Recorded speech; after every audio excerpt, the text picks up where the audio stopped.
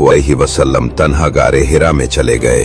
अक्सर कई दिनों का खाना पानी साथ लेकर उस गार के पुरसुकून माहौल के अंदर खुदा की इबादत में मसरूफ रहा करते थे। जब खाना पानी खत्म हो जाता तो कभी खुद घर पर आकर ले जाते और कभी हजरत बीबी खदीजा रदी अल्लाह ताला अन्हा खाना पानी गार में पहुंचा दिया करती थीं। लेकिन दोस्तों, क्या आप जानते हैं इस गार की ऐसी पोशीदा बातें जो आपने कभी नहीं सुनी?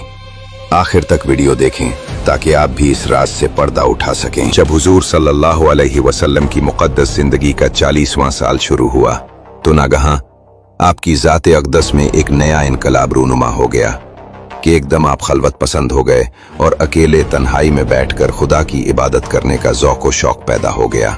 आप अक्सर औक़ात गौर व फिक्र में पाए जाते थे। इन दिनों में एक नई बात ये भी हो गई कि हुजूर अलैहिस्सलाम को अच्छे ख्वाब नजर आने लगे और आपका हर ख्वाब इतना सच्चा होता कि ख्वाब में जो कुछ देखते उसकी ताबीर सुबह सादिक की तरह रोशन होकर जाहिर हो जाया करती थी। मक्का मुकर्रमा से तकरीबन 3 मील की दूरी पर जबल हिरा नामी पहाड़ के ऊपर एक गार है जिसको गारे हिरा कहते हैं।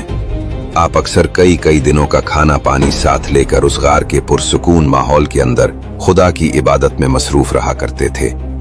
जब खाना पानी खत्म हो जाता तो कभी खुद घर पर आकर ले जाते और कभी हजरत बीबी खदीजा रदी अल्लाह ताला अन्हा खाना पानी गार में पहुंचा दिया करती थीं।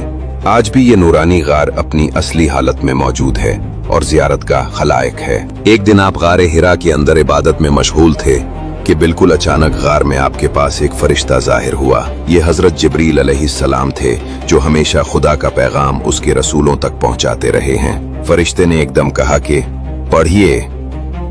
आपने फरमाया कि मैं पढ़ने वाला नहीं हूं। फरिश्ते ने आपको पकड़ा और निहायत गर्मजोशी के साथ आपसे जोरदार मानका किया, फिर छोड़कर कहा कि पढ़िए। आपने फिर फरमाया कि मैं पढ़ने वाला नहीं हूं। फरिश्ते ने दूसरी मर्तबा फिर आपको अपने सीने से चिमटाया और छोड़कर कहा कि पढ़िए। आपने फिर वही फरमाया कि मैं पढ़ने वाला नहीं हूं। तीसरी मर्तबा फिर फरिश्ते ने आपको बहुत जोर के साथ अपने सीने से लगाकर छोड़ा और कहा कि इक़रा बिस्मि रब्बिकल्लज़ी खलक़ खलक़ल इंसाना मिन अलक़ इक़रा व रब्बुकल अकरमुहुल्लज़ी अल्लम। यही सबसे पहली वही थी जो आप पर नाजिल हुई।